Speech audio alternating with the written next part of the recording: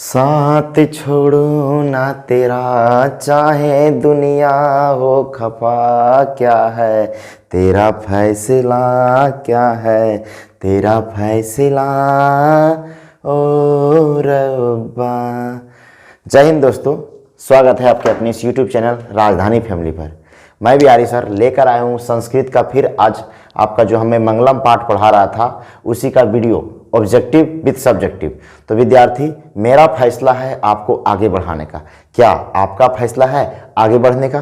तो आइए, अगर आपका भी फैसला है आगे बढ़ने का तो आइए शुरू करते हैं हम इस वीडियो को। देखिएगा विद्यार्थी, आपका हम प्रथम पाठ जो आपका बता रहे थे मंगलम संस्कृत का जो आपका प्रथम पाठ है उसी का मैं ऑब्जेक्टिव और सब्जेक्टिव को लेकर आया हूँ। ठीक है, तो देखिएगा यह बैच जो है नया बैच मैंने अपलोड करना शुरू किया है संस्कृत का, जिसमें मैंने इसका जो मंगलम पाठ का आपको क्या कहता है भावार्थ समझा चुका हूँ। क्या भावार्थ जिसका भाव यानी कि अर्थ के साथ साथ डिस्कशन मैं आपको कर चुका हूँ। ठीक है, तो आगे हम लोग लेके चलते हैं वीडियो को। तो देखिएगा विद्यार्थी, आगे वीडियो में हम लोग लेके चलेंगे। तो हमारा पहला जो प्रश्न है विद्यार्थी, क्या है हमारा पहला प्रश्न? हमारा पहला प्रश्न है कि मंगलम पाठ कहाँ से लिया गया है। मंगलम पाठ कहाँ से लिया गया है? तो मैंने आपको बता दिया था कि जो मंगलम पाठ है उपनिषद से लिया गया है। मंगलम पाठ कहाँ से लिया गया है? उपनिषद से लिया गया है। कहाँ से लिया गया है? उपनिषद से। ठीक है, कहाँ से लिया गया है? मंगलम जो हमारा पाठ है विद्यार्थी वो कहाँ से लिया गया है? उपनिषद से लिया गया है। ठीक है, उपनिषद से। तो इसका राइट आंसर क्या हो जाएगा? राइट आंसर हमारा सी हो जाएगा कि यह मंगलम पाठ जो है कहाँ से लिया गया है? तो उपनिषद से लिया गया है। ठीक है, उपनिषद की संख्या हमने आपको बताया था, इसके पिछले वीडियो में भी हमने आपको बताया था कि उपनिषदों की संख्या कितनी है? 108 है। कितनी है? 108। अगर प्रमाणित की बात की जाए तो प्रमाणित उपनिषद की संख्या विद्यार्थीगण कितना है? 13 है। कितना है? 13 है। ठीक है, उसके साथ ही साथ हम और भी ऑप्शन को देखते चलेंगे। तो हमारा एक पहला ऑप्शन है वेद। तो हमने वेद के बारे में भी आपको बताया था कि वेदों की संख्या 4 है। वेदों की संख्या 4 है। ठीक है, ऋग्वेद, यजुर्वेद, अथर्ववेद और सामवेद। ठीक है, साथ ही साथ पुराण। तो पुराण की संख्या विद्यार्थीगण कितना है? तो पुराण की संख्या आप लोगों को हमने बताया था कि पुराणों की संख्या 18 है।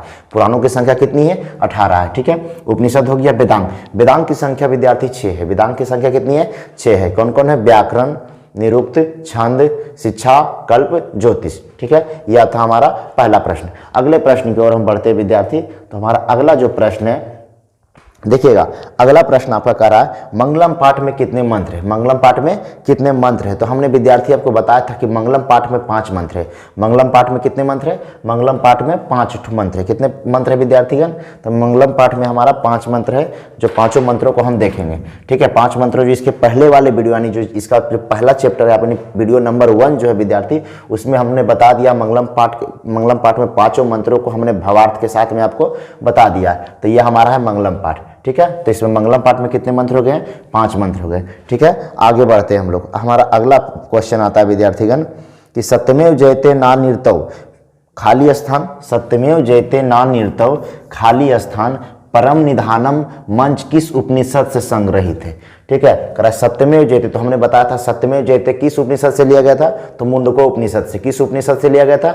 मुंडको उपनिषद से लिया गया। तो हमारा आंसर क्या हो जाएगा? मुंडको उपनिषद। ऑप्शन नंबर हमारा क्या इसमें हो जाएगा? सी हो जाएगा। ठीक है, सत्यमेव जयते ना निरतम परम निधानम मंच किस उपनिषद से संग्रहित है? तो उपनिषद में भी बहुत सारे उपनिषद है। उपनिषद की संख्या 108 है विद्यार्थी, साथ ही साथ प्रमाणित में 13 है। तो कह रहा है क्या कि यह जो वर्ड लिया गया है यह किस मंच से लिया, यानी किस उपनिषद से? तो मुंडको उपनिषद से लिया गया। ठीक है, आगे बढ़ते हैं हम लोग। अगले प्रश्न की ओर आते हैं विद्यार्थीगण हम लोग। अगला प्रश्न हमारा कह रहा है क्या? अनोरनियान महतो महियान। थोड़ा सा यहाँ टाइपिंग मिस्टेक है। ठीक है, अनोरनियान महतो महियान। तो कह रहा मंत्र किस उपनिषद से लिया गया? अनोरनियान महतो महियान जो है उपनिषद किस उपनिषद से लिया गया? तो देखिएगा अनोरनियान महतो महियान जो है विद्यार्थीगण यह कठोपनिषद से लिया गया। कौन उपनिषद से लिया गया? कठोपनिषद। उपनिषदों की संख्या 108 है, प्रमाणित 13, उसमें से कह रहा अनोरनियान महतोयान जो है किस उपनिषद से लिया गया? तो कठोपनिषद से, यानी ऑप्शन नंबर आपका बी हो जाएगा। ठीक है विद्यार्थी, आगे की ओर बढ़ते हैं। 5वें प्रश्न में हम आते हैं। तो क्या कहता है कि सत्य का मुख किस पात्र से ढका हुआ है? सत्य का जो मुख है किस पात्र से ढका हुआ है? तो हमने आपको बताया था कि सत्य का जो मुख है सोने के आवरण से ढका हुआ है, यानी हिरणमयन पात्रेन, यानी सोने से। किससे से ढका हुआ है? तो हिरणमयन पात्र, यानी कि हिरणमय का अर्थ होता है विद्यार्थी सोने के। अगर रजत बोलेगा तो चांदी की, त्रम बोलेगा तो क्या? तांबा की। अमीरिन ये कुछ नहीं विद्यार्थी, ये इसी दे दिया गया है। ठीक है, आगे बढ़े हम लोग। चलिए आगे बढ़ते हैं हम लोग। आते हैं विद्यार्थी हम लोग छठे प्रश्न में। तो हमारा छठा प्रश्न कहता है वेदा हेमंतम पुरुषम महांतम खाली स्थान। ठीक है, वेदा हेमंतम पुरुषम महांतम खाली स्थान विद्यते आयनायना मंत्र किस उपनिषद से लिया गया है। ठीक है, अभी तक हमने आपको मुंडकोपनिषद सत्यमेव जयते के बारे में बता दिया था। अनोर नियन भी विद्यार्थी हमने बता दिया कठोपनिषद से। तो हम लोग तो 2 ऑप्शन पहले छाड़ देंगे, ये चल जाएगा, ये चल जाएगा, बचेगा 2 गो। तो विद्यार्थी इसका जो आंसर है हमारा वो है देखिएगा ईशावास्यो उपनिषद से, ईशावास्यो उपनिषद, ईशावास्यो उपनिषद से लिया गया। किससे लिया गया? मानी ईशावास्यो उपनिषद से लिया गया। क्या? वेदा हेमंतम पुरुषम महात्माना। ठीक है, ये हो गया हमारा। चलिए ठीक है, इसका आंसर क्या हो जाएगा? ऑप्शन इसका डी हो जाएगा। इसका ऑप्शन क्या हो जाएगा? डी हो जाएगा। बढ़ते हैं हम अगले प्रश्न की ओर विद्यार्थी। कह रहा अपना नाम और रूप छोड़कर नदियां कहाँ विलीन हो जाती? अपने नाम और रूप को छोड़कर नदियां कहाँ विलीन हो जाती है? तो हमने आपको बताया था पृथ्वी में नहीं, समुद्र में हाँ। नदियां नाम और रूप छोड़कर कहाँ मिल जाती है? समुद्र में मिल जाती है। कहाँ मिल जाती है? समुद्र में मिल जाती है। ठीक है, तो इसका आंसर क्या हो जाएगा? इसका आंसर बी हो जाएगा। क्या हो जाएगा? बी हो जाएगा। ठीक है, चलिए आगे की ओर बढ़ते हैं हम। कह रहा महान से भी महान क्या है? हमने आपको बताया था महान से भी महान आत्मा है। महान से भी महान क्या है विद्यार्थी? महान से भी महान आत्मा है। क्या है? आत्मा है। तो इसका आंसर क्या हो जाएगा हमारा? ए हो जाएगा। ठीक है, महान से भी महान क्या है? आत्मा है। महान से भी महान क्या है? तो महान से महान विद्यार्थीगण आत्मा है। क्या है? आत्मा है। ठीक है, चलिए आगे बढ़ते हम। तो अगला प्रश्न हमारा कह रहा किसकी विजय नहीं होती है? किसकी विजय नहीं होती है? देखिएगा करा किसकी विजय नहीं होती है? ऑप्शन है सत्य की, असत्य की, धर्म की, सत्य और असत्य दोनों की। तो देखिएगा विद्यार्थी किसकी विजय नहीं होती, यानी जो झूठ होता है यानी असत्य जो होता है उसकी विजय नहीं होती, असत्य की विजय नहीं होती है। ठीक है, तो इसका आंसर क्या हो जाएगा? इसका आंसर बी हो जाएगा। ठीक है, आगे बढ़ते हैं हम लोग। क्वेश्चन नंबर 10 पे हम लोग आते हैं विद्यार्थी। कह रहा सूक्ष्म से भी सूक्ष्मतर क्या है? सूक्ष्म से भी सूक्ष्मतर क्या है? यानी छोटा से भी छोटा क्या है? छोटा से भी छोटा क्या है? तो छोटा से भी छोटा विद्यार्थी आत्मा है। छोटा से भी छोटा क्या है? तो आत्मा है। ठीक है, छोटा से भी छोटा क्या है? आत्मा है। ठीक है, आगे बढ़ते हैं हम लोग। कह रहा यह संपूर्ण संसार किसके द्वारा अनुशासित है? यह संपूर्ण संसार जो है किसके द्वारा अनुशासित है? यानी जो पूरा संसार है विद्यार्थी किसके द्वारा अनुशासित है? आत्मा, परमात्मा, साहित्य या इनमें से कोई नहीं। तो विद्यार्थी यह जो पूरा संसार है हमारी आत्मा पर अनुसारित है। किस पे अनुसारित है? आत्मा पर है। तो इसका ऑप्शन क्या हो जाएगा? ए हो जाएगा। ठीक है, इसका आंसर क्या हो जाएगा? ए हो जाएगा। चलिए विद्यार्थी और भी हम देखते हैं। 11 के बाद आते हैं हम लोग। चलिए देखिएगा 11 के बाद विद्यार्थी आते हैं 12वें प्रश्न में। करा मंगलम पाठस्य रचनाकारा का अस्ति, यानी जो मंगलम पाठ है, अभी तक हम जो मंगलम पाठ पढ़ रहे थे विद्यार्थीगण, तो कह रहा है कि यह मंगलम जो पाठ है आपका इसके रचनाकार कौन है, यानी इसके लेखक कौन है? मंगलम पाठ के रचनाकार कौन है? तो विद्यार्थी मंगलम पाठ के रचनाकार हमारा महर्षि वेदव्यास जी है। कौन है? महर्षि वेदव्यास है। ठीक है, वही महर्षि वेदव्यास जिन्होंने महाभारत को लिखा था, वेदव्यास। ठीक है, करा कि मंगलम पाठ रचनाकारा कास्ति, मंगलम पाठ का रचनाकार कौन है? तो महर्षि वेदव्यास। कौन है? महर्षि वेदव्यास। ठीक है, चलिए आगे बढ़े हम लोग। करा उपनिषद कस्य अंतिमे भागे अस्ति। करा उपनिषद कस्य अंतिमे भागे अस्ति, उपनिषद का अंतिम भाग क्या है? उपनिषद का अंतिम भाग क्या है? तो देखिएगा विद्यार्थी उपनिषद का जो अंतिम भाग है हमारा वैदिक वाग्य में है। क्या है? वैदिक वाग्यमस्य है। क्या है? वैदिक वाग्यमस्य। ठीक है, हमारा उपनिषद का अंतिम भाग क्या है? वैदिक वाग्यमस्य है। ठीक है, इसका आंसर आपका क्या हो जाएगा? इसका आंसर भी सी हो जाएगा।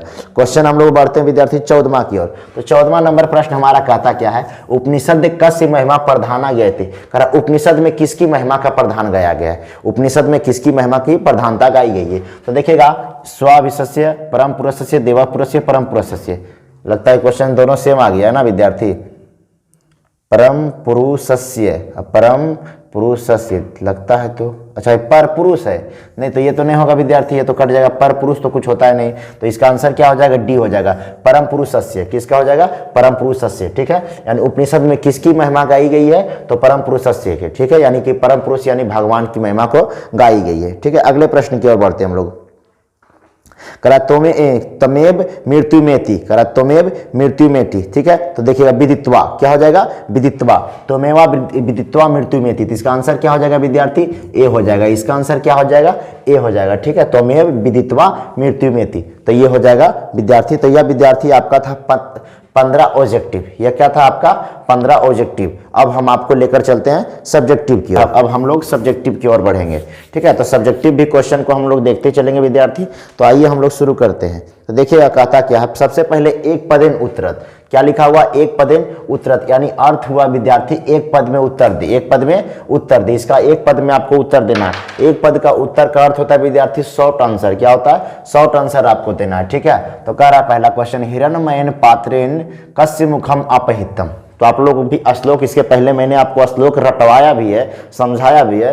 तो अगर आपने वीडियो को देखा होगा तो आप इसका आंसर स्वयं बना सकते हैं। करा हिरण्मयेन पात्रेण कस्य मुखम अपहितम। तो हिरण्मयेन पात्रेण सतस्य, यहाँ पर क्या होता है, कस्य की जगह पर क्या होता था, सतस्य। तो यहाँ पर क्या हो जाएगा, हिरण्मयेन पात्रेण सतस्य। तो यही यहाँ पर आंसर इसका पूछ दिया क्या, तो यहाँ पर हो जाएगा सतस्य, ठीक है। हिरण्मयेन पात्रेण कस्य मुखम अपहितम, तो सतस्य क्या हो जाएगा, सतस्य हो जाएगा, ठीक है। अगले प्रश्न की ओर बढ़ते हैं हम लोग। अगला प्रश्न आपका कह रहा है विद्यार्थी, सत्म धर्माया प्राप्ते किम आपिर्बिनु। कह रहा है सत्म धर्माया प्राप्ते किम आपिर्बिनु। कह रहा है कि सत्य का जो मुंह है, सत्य और धर्म को प्राप्त करने के लिए क्या हटाना चाहिए। आपिर्बिनु का अर्थ होता है हटाना। आपिर्बिनु का अर्थ क्या होता है विद्यार्थी, हटाना। तो कह रहा है सत्य और धर्म प्राप्त करने के लिए हमें क्या हटा देना चाहिए। तो क्या हो जाएगा, हिरण्मयेन पात्र, यानी सोने का जो मुख से ढका हुआ था, यानी सोने का जो ढक्कन है, सोने का जो पात्र है, उसे हटा देना चाहिए। क्या है, उसे हटा देना चाहिए। तो इसका आंसर ये हो जाएगा। अगले प्रश्न की ओर बढ़ते हैं विद्यार्थी। 3 नंबर कह रहा है कि सतस्य मुखम केन आच्छादित मस्ती। कह रहा सतस्य मुखम केन आच्छादिता मस्ती। कह रहा सत्य का मुख किस चीज से ढका हुआ है। फिर वही क्वेश्चन को थोड़ा सा घुरा दिया विद्यार्थी। कह रहा सत्य का मुख किस चीज से ढका हुआ है, तो हिरण्मयेन पात्रेण से, हिरण्मयेन पात्रेण, ठीक है। अगला कह रहा है विद्यार्थी, अगला कह रहा है क्या, देखिएगा अगला कह रहा है हमारा क्या, महतो महियाना का। अगला क्या कह रहा है, महतो महियाना का। महतो महियाना का यानी छोटा से भी छोटा क्या है और बड़ा से भी बड़ा क्या है। तो हमारे पास क्या इसका आंसर हो जाएगा, आत्मा। क्या हो जाएगा, आत्मा, ठीक है। अगला प्रश्न कर रहा है 5 नंबर विद्यार्थी हमारा, अनुअनियाना का, यानी छोटा से भी छोटा, महतो यानी बड़ा से भी बड़ा, और अनुयाना यानी छोटा से भी छोटा। तो हमने इसका आंसर आपको क्या बताया, आत्मा। महतो महियाना भी आत्मा हो जाएगा, अनुअनियाना भी आत्मा हो जाएगा। बढ़ते हम लोग अगले प्रश्न की ओर। तो अगला प्रश्न हमारा कह रहा है विद्यार्थी, पृथ्वी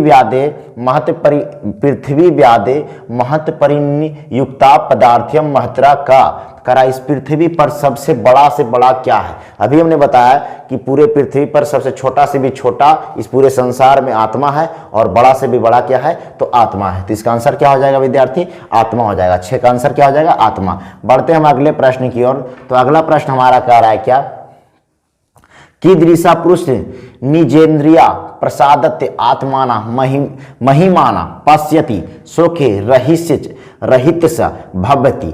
कह रहा है कि कौन ऐसे पुरुष होते हैं जो कहता है कि महिमा पश्यति शोक, यानी अपना हर कुछ को, शोक दुख खुशी को, सब कुछ को भुलाकर क्या चीज अपना करा। कौन ऐसा पुरुष है जो ज्ञानेंद्रिय मतलब कुछ भगवान को पाने के लिए, यानी मोक्ष की प्राप्ति करने के अपना दुख रोग सुख दुख और रुख सब कुछ भूल जाते हैं। तो उसे हम क्या कहते हैं, शोक रहित हो जाते हैं, तो उसे हम विद्यमान कहते हैं। क्या कहते हैं विद्यार्थीगण, उसे हम विद्यमान कहते हैं, ठीक है। अगले प्रश्न की ओर हम बढ़ेंगे विद्यार्थी। तो हमारा अगला प्रश्न है, किम जयम प्राप्नोति। किम जयम प्राप्नोति, किसकी जय होती है, यानी किसकी विजय होती है। तो आप लोग सभी जानते हैं कि हमेशा सत्य की ही विजय होती है। सत्य विद्यार्थी, सत्य जो है परेशान हो सकता है लेकिन कभी हार नहीं सकता, सत्य कभी हार नहीं सकता। तो कह रहा किसकी जय होती है, तो सतस्य यानी सत्यम यानी सत्य की, ठीक है। अगला प्रश्न हमारा विद्यार्थी, किम जयम ना प्राप्नोति, किसकी विजय नहीं होती है, किसकी विजय नहीं होती है, तो असत्य की यानी झूठ की विजय नहीं होती है। अगला प्रश्न हमारा कह रहा है, का नामा रूपस्य विहाय समुद्रे अस्तम गच्छति। करा कौन है जो नाम और रूप को छोड़कर समुद्र में मिल जाती है। तो कौन है विद्यार्थी, नदा यानी नदियां। क्या हो जाएगा इसका आंसर, नदा या नदियां, जो भी हो जाए। इसका जो नदी होती है नाम और रूप को छोड़कर किस में मिल जाती है, तो समुद्र में मिल जाती है, ठीक है। तो विद्यार्थी यह था आपका एक पदेन उत्तरत। क्या था, एक पदेन, यानी एक पद में आपको शॉर्ट टाइप में इसका आंसर शॉर्ट में आपका इसका आंसर देना था। अब विद्यार्थी हम लोग पढ़ते हैं आगे। करा लघु तरीय प्रश्न अधोलिखित प्रश्नम उत्तर हिंदी भाष्यम त्रिवाक्य लिखता।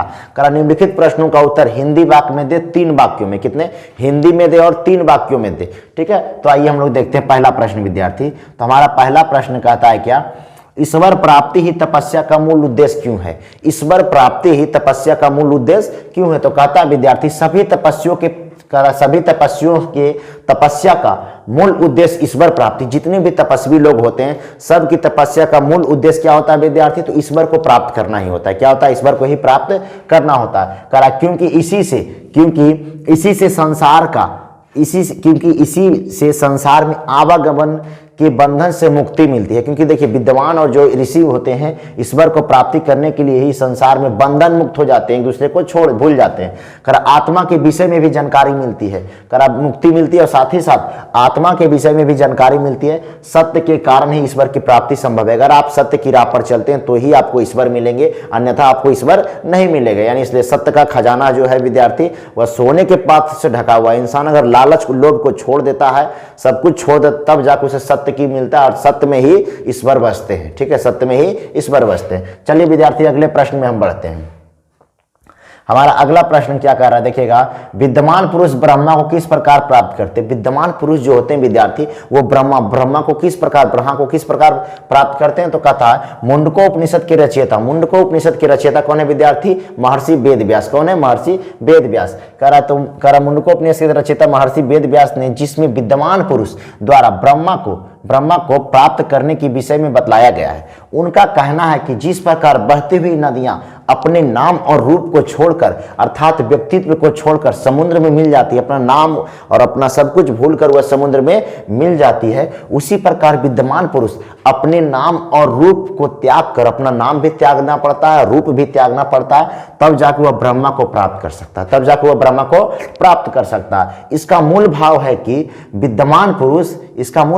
विद्यमान पुरुष में अहंकार नहीं होता है। जिनके पास ज्ञान होता है विद्यार्थी वो शांत रहते हैं। कहता है कि विद्यमान पुरुष में अहंकार नहीं होता है, फलस्वरूप ब्रह्मा को प्राप्त कर लेते और उस फलस्वरूप वह ब्रह्मा को प्राप्त कर लेते। अधगल गगरी छलकत जाए, जिसके पास कम ज्ञान होता है ना विद्यार्थी वो काफी फुदकता, लेकिन जिस इंसान में अच्छी ज्ञान होती है ना वह शांत होता है। घड़ा का जो पानी होता है विद्यार्थी वो हमेशा, जो पूरा घड़ा भरा रहता है ना, आप उसको माथा पे लेके चलिएगा ना तो छिलकेगा नहीं, वो शांत रहता है क्योंकि जानता है कि मैं भरा हूं, मैं परिपूर्ण हूं। लेकिन जब कोई घड़े में आप आधे घड़े को पानी लेकर सर पर चलते ना विद्यार्थी तो खूब छिलकता है और वह दिखाना चाहता है कि हम हैं इसमें।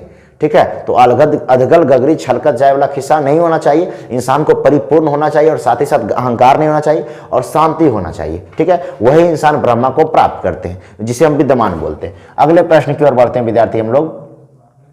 अगला प्रश्न हमारा कह रहा है कि उपनिषद को आध्यात्मिक ग्रंथ क्यों कहा गया है? उपनिषद को आध्यात्मिक ग्रंथ क्यों कहा गया? तो देखिए कह रहा है कि उपनिषद आध्यात्मिक ग्रंथ है क्योंकि यह आत्मा और परमात्मा के बीच में संबंध दर्शाता है। ठीक है, उपनिषद जो है क्या कहता है? उपनिषद जो है आध्यात्मिक ग्रंथ है क्योंकि यह आत्मा और परमात्मा के संबंध में विषय में विस्तृत व्याख्या करता है, यानी एक संबंध को दर्शाता है। परमात्मा संपूर्ण संसार में, यानी जो परमात्मा है वो संपूर्ण संसार में शांति पर स्थापित, यानी शांति स्थापित करने का काम करते हैं। सभी तपस्वियों का परम लक्ष्य परमात्मा को ही प्राप्त करना। जितने भी तपस्वी लोग हैं सभी का परम लक्ष्य अगर विद्यार्थी कुछ है तो उनका लक्ष्य है क्या? परमात्मा को प्राप्त करना। और परमात्मा का काम है विद्यार्थी इस पूरे संसार में शांति को बनाए रखना। ठीक है, चलते हैं अगले प्रश्न की ओर। अगला प्रश्न हमारा विद्यार्थी क्या, उपनिषद ग्रंथ का मुख्य उद्देश्य क्या है? उपनिषद जो ग्रंथ है उसका मूल उद्देश्य आखिर में क्या है? तो आइए देखते हैं हम लोग। कहता क्या है? उपनिषद जो है वैदिक वाग्मय, ठीक है, वैदिक वाग्मय का अंतिम भाग है। उपनिषद का अंतिम भाग क्या है? वैदिक वाग्मय। तो कह रहा उपनिषद वैदिक वाग्मय का अंतिम भाग है जिसमें दर्शन शास्त्र के सिद्धांतों का वर्णन है। जिसमें किसका? दर्शन शास्त्रों का सिद्धांत का वर्णन किया गया है। इस ग्रंथ का मूल उद्देश्य परम पुरुष परमात्मा की महिमा का वर्णन करना है। इस ग्रंथ का मूल उद्देश्य जो विद्यार्थी परम पुरुष जो होते हैं उनकी परम पुरुष परमात्मा की महिमा का वर्णन करना है। ठीक है, आत्म विषयक और ब्रह्म विषयक तत्वों की विस्तृत व्याख्या करना भी उपनिषद का ही मूल उद्देश्य है। तो यह था, इसलिए इसी कारण बस से उपनिषद को मूल ग्रंथ माना गया है। ठीक है, चलते हैं अगले प्रश्न की ओर हम लोग। अगला प्रश्न हमारा कह रहा है विद्यार्थी, महान लोग संसार रूपी सागर को कैसे पार कर जाते हैं? महान लोग जो होते हैं विद्यार्थी वो महान लोग जो होते हैं संसार रूपी सागर को कैसे पार करते हैं? तो देखिएगा कहता कि देखिएगा श्वेता उपनिषद में, ठीक है, श्वेता उपनिषद में ज्ञानी लोग अपने अज्ञानी लोग में अंतर बतलाया गया है। ठीक है, हमने उपनिषद में आपको बताया कि उपनिषदों की संख्या 108 होती है विद्यार्थी, जिसमें प्रमाणित 13 है।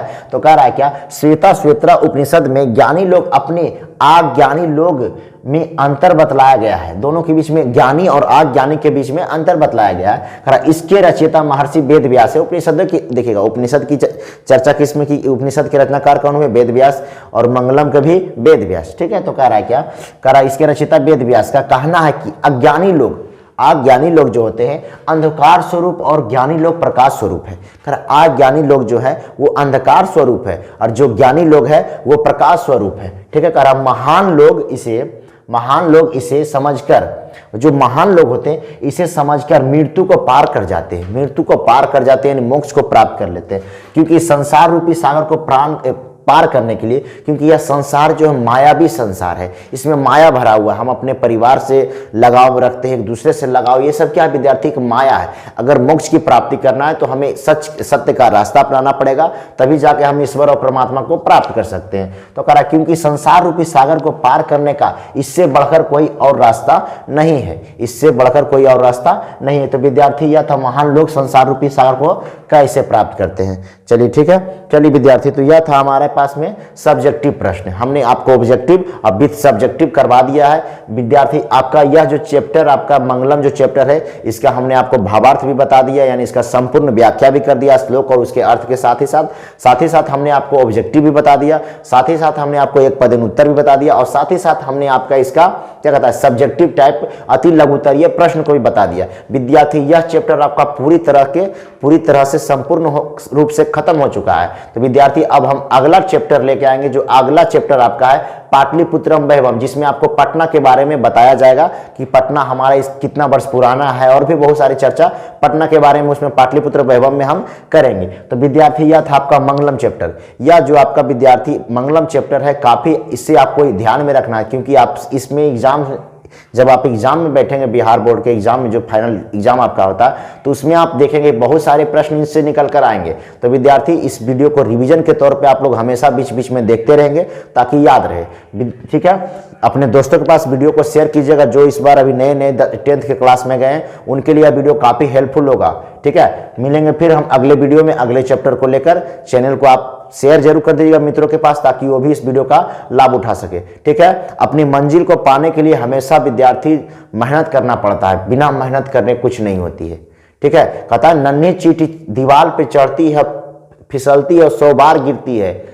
चीनी का दाना उठाकर वो जब चलती है तो 100 बार फिसलती है, मन का विश्वास उसे कभी नहीं हारता है, और 100 बार गिरती है लेकिन बार बार चढ़ती है। ठीक है विद्यार्थी, तो यह था हमारा वीडियो। ठीक है, वीडियो को अच्छा लगा हो तो वीडियो को लाइक जरूर कर दें, और अगर आप हमारे चैनल पर नए हैं तो चैनल को सब्सक्राइब भी जरूर करें, और साथ ही साथ बेल आइकन को भी दबा दें, ताकि आपको नोटिफिकेशन जल्द से जल्द मिलता जब हम वीडियो अपलोड करें, आपको घंटी बज जाए और आप वीडियो को तुरंत देख ले। ठीक है, और इस वीडियो का लाभ भी उठाएं। ठीक है विद्यार्थी, मिलेंगे फिर अगले वीडियो में अगले पार्ट को लेकर। तब तक के लिए जय हिंद।